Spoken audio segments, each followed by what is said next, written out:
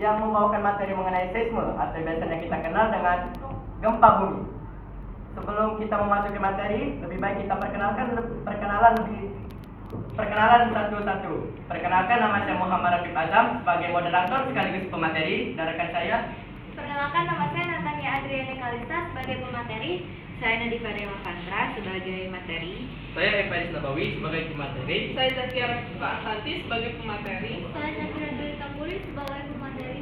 Saya Lulu Maulina sebagai pemateri. Saya Nen Sabrina Edward sebagai pemateri. Saya Asia Maliki Marimula sebagai pemateri. Saya Febriano Alvarezi sebagai pemateri. Saya Nadia Safira sebagai pemateri. Materi pertama yaitu pengertian yang akan dibacakan oleh Adri. Jadi, apa sih itu seisme? Seisme adalah getaran dari permukaan bumi yang disebabkan oleh pergerakan dari lempeng bumi. Getaran seisme terjadi akibat dari pelepasan energi secara tiba-tiba yang ditandai dengan patahnya lapisan batuan pada kerak bumi, sehingga menyebabkan gelombang seismik. Jadi, seismik adalah pelepasan energi secara tiba-tiba dari dalam pada litosfer. Baiklah, selanjutnya akan dijelaskan oleh Nadifa. Baik, jenis-jenis seismik atau gempa berdasarkan letak pusat gempa. Baik, pertama ada gempa laut. Gempa laut terjadi jika epicentrumnya berada di dasar laut, atau juga dapat disebut dengan epicentrumnya berada pada permukaan laut. Gempa ini terjadi karena getaran permukaan dirambatkan pada permukaan laut bersamaan dengan dirambatkan dengan permukaan bumi di dasar permukaan laut. Selanjutnya gempa darat terjadi jika epicentrumnya berada di daratan. Baik, terima kasih Nadifa. Selanjutnya akan dilanjutkan oleh Nabawi.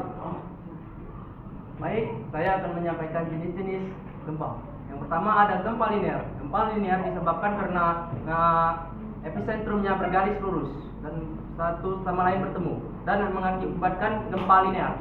Yang kedua ada gempa tektonik. Gempa tektonik adalah pertemuan antara tektonik satu dengan tektonik lainnya dan bertemu dan mengakhiri dengan bentuk gempa. Yang ketiga ada gempa linear.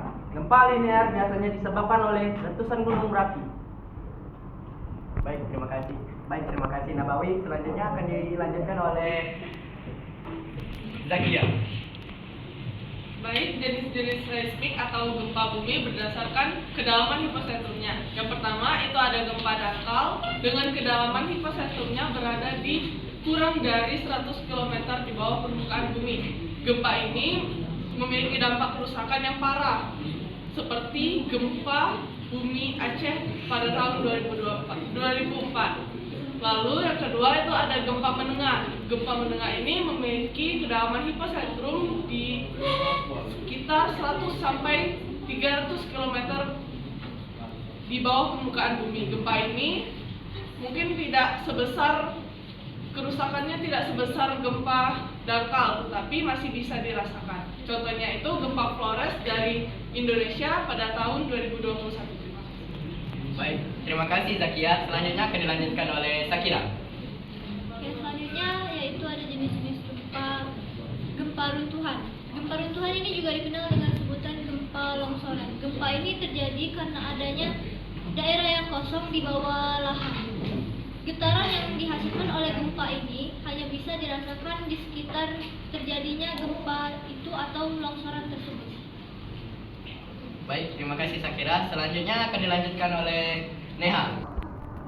Gempa tektonik. Apa sih gempa tektonik itu?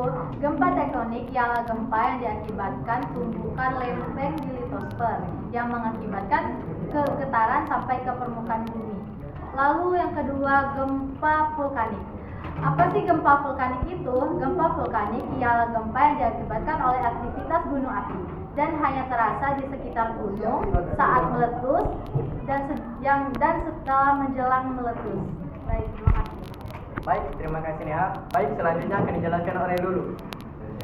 Fenomena seismik terbesar di Indonesia terjadi di Aceh pada tanggal 26 Desember tahun 2004 yang berkekuatan 9,119,3 skala Richter yang dari kedalaman Samudra Hindia yang berkedalaman 30 km Samudra Hindia. Gempa ini disebut gempa megatrust dan disebabkan oleh lempeng Samudra Hindia yang menunjang atau terdorong ke bawah lempeng mikroklimat. Materi selanjutnya akan dilanjutkan oleh Aziz. Baiklah, penyebab gempa bumi ada 5. Yang pertama, ada akibat aktivitas tektonik, yaitu pergeseran lempeng bumi. Yang kedua, ada runtuhan dari langit ke bumi, tapi ini jarang terjadi. Yang ketiga, ada aktivitas runtuhan pada daerah kapur atau pertambangan. Yang keempat, ada gempa vulkanik, yaitu terjadinya sebelum meletusnya gunung api. Yang kelima, ada aktivitas manusia seperti peledakan nuklir dan lain sebagainya. Baik, terima kasih Aziz. Selanjutnya akan dilanjutkan oleh Febriano.